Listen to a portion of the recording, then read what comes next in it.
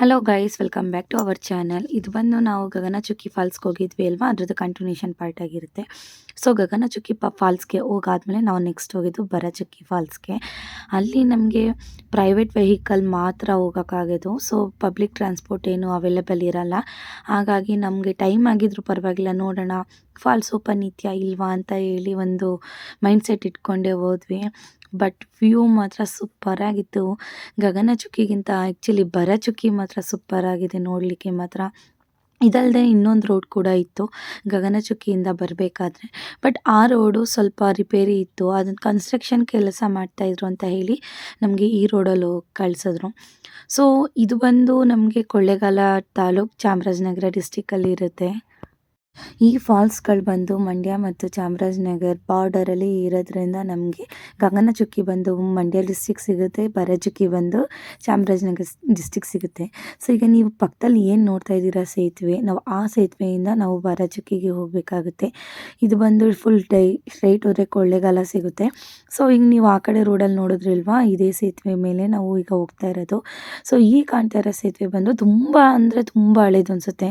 Because ಅದು already develop ಮಾಡಿದರೂ ಕೂಡ ಎಲ್ಲ ಸೇತುವೆದು ಕಂಬಗಳೆಲ್ಲ ಬಿದ್ದೋಗ್ಬಿಟ್ಟಿದೆ. ಹಾಗಾಗಿ ಮೇ ಬಿ ಈ ಸೇತುವೆ ಈಗ ಪ್ರೆಸೆಂಟ್ ನಾವು ಹೋಗ್ತಾ ಇರೋ ಸೇತುವೆನ ಕನ್ಸ್ಟ್ರಕ್ಟ್ ಮಾಡಿದ್ದಾರೆ ಅನಿಸುತ್ತೆ. ಬಟ್ ಈ ಥರ ತುಂಬಾ ಚೆನ್ನಾಗಿರುತ್ತಲ್ವ ವ್ಯೂಸು. ಆ ಕಡೆ ನದಿ ಈ ಕಡೆ ನದಿ ಮಧ್ಯೆ ನಾವು ಹೋಗ್ತಾ ಇದ್ದೀವಿ ಅಂತ. ಆ್ಯಂಡ್ ಇದೇ ನೀರಲ್ಲಿ ನಮಗೆ ಗೊತ್ತಾಗೋದು ಕಾವೇರಿ ನದಿ ಕವಲೊಡೆಯೋದು ಅಂತ. ಈಗ ಆಲ್ಮೋಸ್ಟ್ ನೀವು ನೋಡ್ತಾ ಇದ್ದೀರಾ ಅನಿಸುತ್ತೆ.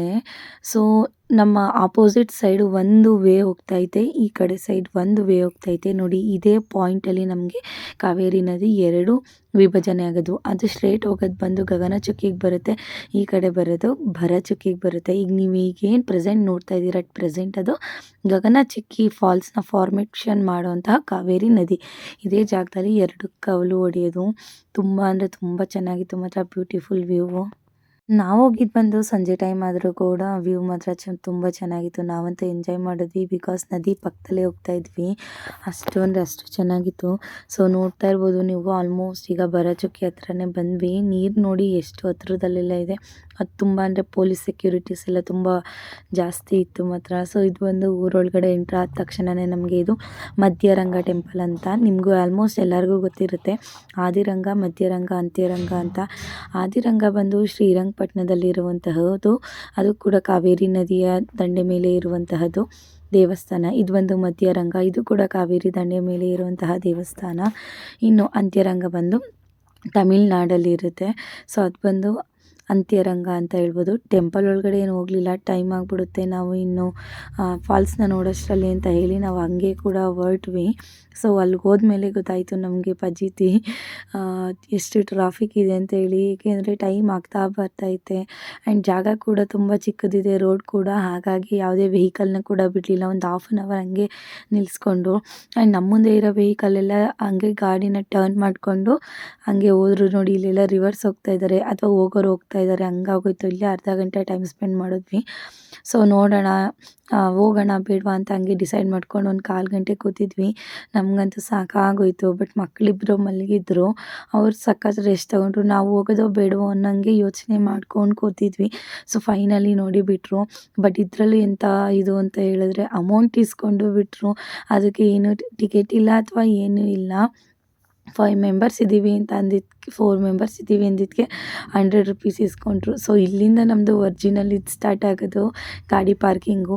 ಈ ಕಡೆ ಅಕ್ಕಪಕ್ಕ ಸೈಡಲ್ಲಿ ಎಲ್ಲೂ ಕೂಡ ಪಾರ್ಕಿಂಗ್ ಲಾಟ್ ಇಲ್ಲ. ಬಟ್ ಮುಂದೆ ಮಾತ್ರ ತುಂಬ ಚೆನ್ನಾಗಿರೋ ಪಾರ್ಕಿಂಗ್ ಲಾಟ್ಸ್ ಇದೆ. ರೋಡು ತುಂಬ ಚಿಕ್ಕದಾಗಿರೋದ್ರಿಂದ ವೆಹಿಕಲ್ಗೆ ಹೋಗೋಕ್ಕೆ ಬರೋಕ್ಕೆಲ್ಲ ಆಗ್ತಾಯಿರಲಿಲ್ಲ. ಕೆಲವೊಬ್ಬರು ಸೊ ಅಲ್ಲಲ್ಲೇ ಯೂ ಟರ್ನ ತೊಗೊತಾ ಇದ್ರು, ಅಥವಾ ಕೆಲವೊಬ್ಬರು ಈ ಥರ ರಸ್ತೆ ಪಕ್ಕದಲ್ಲಿ ಗಾಡಿನ ನಿಲ್ಲಿಸಿ ಇಲ್ಲಿಂದ ನಡ್ಕೊಂಡು ಹೋಗ್ತಾಯಿದ್ರು. ನಾವು ಹಂಗೆ ಮಾಡೋಣ ಅಂತ ಅಂದ್ಕೊಂಡ್ವಿ. ಮಳೆ ಬೇರೆ ಸ್ಟಾರ್ಟ್ ಆಯಿತು, ಜೊತೆಗೆ ಮಕ್ಕಳು ಕೂಡ ಮಲಗಿದ್ರು. ಅವ್ರನ್ನ ಎತ್ಕೊಂಡು ಇನ್ನೂ 1.5 ಕಿಲೋಮೀಟರ್ ನಮಗೆ ನಡೆಯೋಕ್ಕಾಗಲ್ಲ ಅಂತ ಹೇಳಿ ನಾವು ನಿಧಾನ ಆದರೂ ಪರವಾಗಿಲ್ಲ ಅಂತ ಹೋದ್ವಿ. ಬಟ್ ನಮ್ಮ ಅದೃಷ್ಟಕ್ಕೆ ನಾವು ಫಾಲ್ಸ್ನ ನೋಡಿದ್ವಾ ಇಲ್ವಾ ಅನ್ನೋದು ನೀವು ಮುಂದೆ ನೋಡಿ. ಎಲ್ಲ ಹೇಳೋ ಪ್ರಕಾರ ಫಾಲ್ಸ್ ನೋಡೋಕ್ಕಾಗಲ್ಲ, ಇವಾಗ ಟೈಮ್ ಆಗಿದೆ, ಕ್ಲೋಸಿಂಗ್ ಟೈಮ್ ಅಂತ ಹೇಳಿದರು. ಮೇ ಬಿ ಏನೋ ವೀಕೆಂಡ್ ಅಂತ ಅನಿಸುತ್ತೆ. ಅದಕ್ಕೋಸ್ಕರ ನಮಗೆ ಫಾಲ್ಸು ಮಿನಿಮಮ್ 7 ಗಂಟೆ ತನಕ ಕೂಡ ಓಪನ್ ಇತ್ತು. ತುಂಬ ಅಂದರೆ ತುಂಬ ಚೆನ್ನಾಗಿ ಎಂಜಾಯ್ ಮಾಡಿದ್ವಿ ಆ ಟೈಮಲ್ಲಿ. ಸೊ ಕೆಲವ್ರಿಗೆ ಅಂದರೆ ಈಗ ನಮ್ಮಂಥವ್ರು ಎಲ್ಲರಿಗೂ ಗೊತ್ತಿರುತ್ತೆ ಫಾಲ್ಸ್ ಇಂಥ ಕಡೆ ಕ್ಲೋಸಿಂಗ್ ಟೈಮ್ ಅಂತ. ಬಟ್ ಒಂದು ಚಾನ್ಸ್ ನೋಡೋಣ ಅಂತ ಅಂದ್ಕೊಂಡು ಹೋದ್ವಿ ಅಷ್ಟೇ. ಸೊ ಹಿಂಗೆ ನಮ್ಮಂಗೆ ತುಂಬ ಜನ ಹೋಗ್ತಾ ಇದ್ದಾರೆ ಆ್ಯಂಡ್ ಎಲ್ಲ ಫ್ಯಾಮಿಲಿ ಮತ್ತು ಮಕ್ಳುಗಳ ಜೊತೆನೇ ಜಾಸ್ತಿ ಬರ್ತಾಯಿದ್ರು. ಅಷ್ಟು ಟ್ರಾಫಿಕ್ಗಳ ನಡುವೆ ಫೈನಲಿ ಬಂದಿದ್ದೀವಿ ಇವಾಗ ಬಾರಾಚುಕ್ಕಿಗೆ. ಸೊ ತುಂಬ ಟ್ರಾಫಿಕ್ ಇದೆ ಮಾತ್ರ. ಸಂಡೇ ಟೈಮ್ ಮಾತ್ರ ಯಾರು ಕೂಡ ಬರೋಕ್ಕೆ ಹೋಗಬೇಡಿ. ನಾವು ಬಂದು ತಪ್ಪು ಮಾಡಿದ್ವಿ ಅಂತ ಕೂಡ ಅನಿಸ್ತೈತೆ. ಸೊ ಮಿನಿಮಮ್ ಒಂದು ½ ಅನ್ ಅವರ್ ಟ್ರಾಫಿಕಲ್ಲಿ ನಿಂತಿದ್ದೀವಿ. ಅದರಲ್ಲಿ ಬೇರೆ ದುಡ್ಡು ಬೇರೆ ಇಸ್ಕೊತಾರೆ ಅವರು. ಒಂದು ರೆಸಿಪ್ಟ್ ಇಲ್ಲ, ಏನಿಲ್ಲ. ಸೊ ಗಾಡಿ ಪಾರ್ಕಿಂಗು ಕೂಡ ಅಷ್ಟೇನು ವ್ಯವಸ್ಥೆ ಏನಿಲ್ಲ. ಇವತ್ತು ಸಂಡೇ ಆಗಿರೋದ್ರಿಂದ 5 ಗಂಟೆ ಕ್ಲೋಸ್ ಮಾಡೋ ಫಾಲ್ಸು. ಇವಾಗ ಟೈಮ್ ಬಂದು 6:15ವರೆಗೂ ಫಾಲ್ಸ್ ಓಪನ್ ಇದೆ. ಆಲ್ರೆಡಿ ನಮ್ಮ ಪಾಪು ಎಲ್ಲ ಮಲಗಿದೆ ಆ್ಯಂಡ್ ಗಹನನ್ನು ಕೂಡ ಮಲ್ಕೊಂಡ್ಬಿಟ್ಟಿದ್ದಾಳೆ. ಸೊ ನೋಡೋಣ ಬನ್ನಿ ಫಾಲ್ಸು. ಹಂಗೂ ಲಾಸ್ಟಲ್ಲಿ ಪಾರ್ಕ್ ಮಾಡಿಬಿಟ್ಟು ಹೋಗೋಣ ಅಂತ ಅಂದ್ಕೊಂಡ್ವಿ, ಬಟ್ ಅದಾಗಲೇ ಇಲ್ಲ. ಸೊ ನೋಡೋಣ ಬನ್ನಿ ಇವಾಗ ಹೇಗಿರುತ್ತೆ ಫಾಲ್ಸ್ ಅಂತ. ಅಷ್ಟು ವೆಯ್ಟ್ ಮಾಡಿ ಬಂದಿರೋದಕ್ಕೂ ನಮಗೆ ವರ್ತ್ ಅನಿಸುತ್ತಾ ಅಂತ ನೋಡಬೇಕು. ಬಟ್ ಏನು ಬೇಜಾರು ಅಂತ ಹೇಳಿದ್ರೆ ಮಕ್ಕಳು ಮಲ್ಕೊಬಿಟ್ಟಿದ್ದಾರೆ.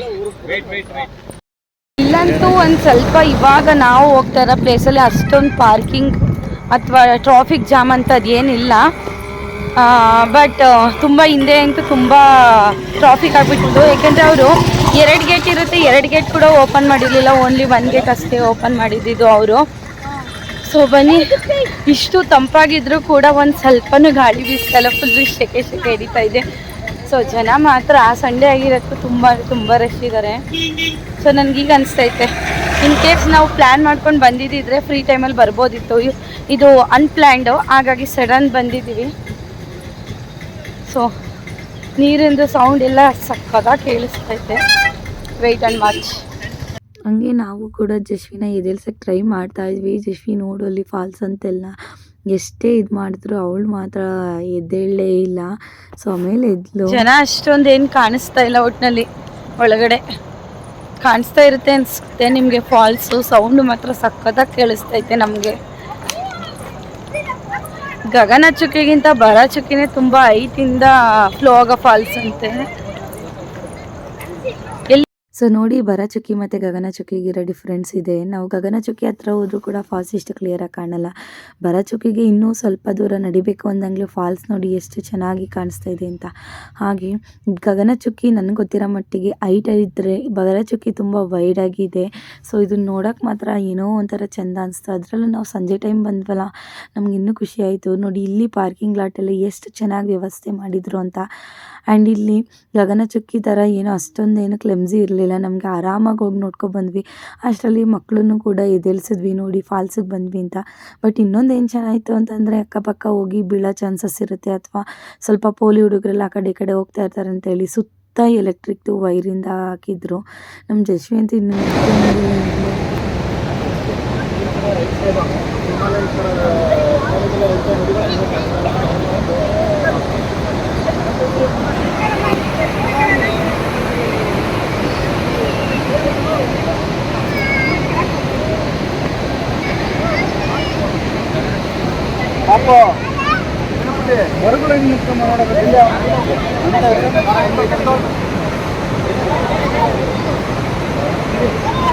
ಇನ್ನೇನು ನಾವು ಗೊತ್ತಲ್ಲ ಹಂಗೆ ಒಂದು ಸ್ವಲ್ಪ ಫೋಟೋಸ್ ಎಲ್ಲ ತಗೊಂಡು ಎಂಜಾಯ್ ಮಾಡೋದು. ಫೈನಲಿ ಬಾರಾಚುಕ್ಕಿಗೆ ಬಂದಿದ್ದೀವಿ. ಐತೆ ಮಾತ್ರ ಗಗನಚುಕ್ಕಿಗಿಂತ ಬಾರಾಚುಕ್ಕಿ ಮತ್ತು ಆಸಮಾಗೈತೆ, ನೀವು ನೋಡ್ತಾ ಇರ್ಬೋದು. ಆ್ಯಂಡ್ ಜಾಸ್ತಿ ಕ್ರೌಡ್ ಕೂಡ ಇಲ್ಲ. ತುಂಬ ಸ್ಯಾಟಿಸ್ಫೈ ಆಯಿತು. ½ ಅನ್ ಅವರು ಇದರಲ್ಲಿ ಎಂಥದ್ದು ಟ್ರಾಫಿಕಲ್ಲಿ ಇದ್ದರೂ ಕೂಡ ನಾವು ಆರಾಮಾಗಿ ಬಂದಿದ್ದೀವಿ.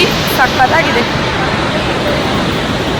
ಜಾಸ್ತಿ ಮಂಕಿನೂ ಇಲ್ಲ ನೋಡಿ. ಏನೋ ಕರೆಂಟ್ ಬೇರೆಲ್ಲ ಹಾಕೋರೆ ಮುಟ್ಬಿಡಿ ಏನುವೆ ಬಿಡಪ್ಪ ಆ್ಯಪಲ್ ಮಹಿಮೆ.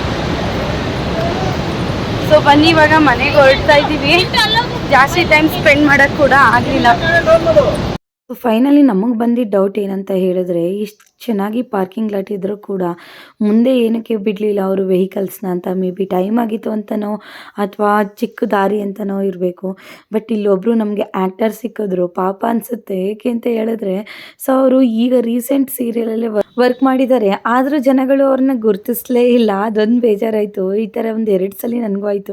ಸೊ ಕೊನೆಗೂ ಅವ್ರನ್ನ ಪುನರ್ವ ಹೋಗಿ ಮಾತಾಡಿಸ್ತಾ ಹಾಗೆ ನಾವು ಕೂಡ ಒಂದೆರಡು ಫೋಟೋಸ್ ತೊಗೊಂಡ್ವಿ. ಸೊ ಫೋಟೋಸ್ ಎಲ್ಲ ತೊಗೊಂಡಾದ್ಮೇಲೆ ನಾವು ಕೂಡ ಇನ್ನು ನಮ್ಮ ಜರ್ನಿನ ಸ್ಟಾರ್ಟ್ ಮಾಡಿದ್ವಿ. ಇನ್ನೇನು ಚಾಟ್ಸ್ ಇರುತ್ತಲ್ಲ ಮಾವಿನಕಾಯಿ ಅಂತೆಲ್ಲ, ಸೊ ಅಲ್ಲಿ ತೊಗೊಂಡ್ವಿ.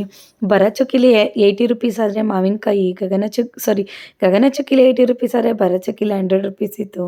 ಜೊತೆಗೆ ಒಂದೆರಡು ಜೋಳ, ಚುರುಮುರಿ ಎಲ್ಲ ತಗೊಂಡು ನಾವು ನಮ್ಮ ಟ್ರಿಪ್ ಅಥವಾ ವೆಕೇಷನ್ ಅನ್ನೋದು ನಮ್ಮ ಮಕ್ಕಳ ಜೊತೆ ಚೆನ್ನಾಗಿ ಎಂಡ್ ಮಾಡಿದ್ವಿ.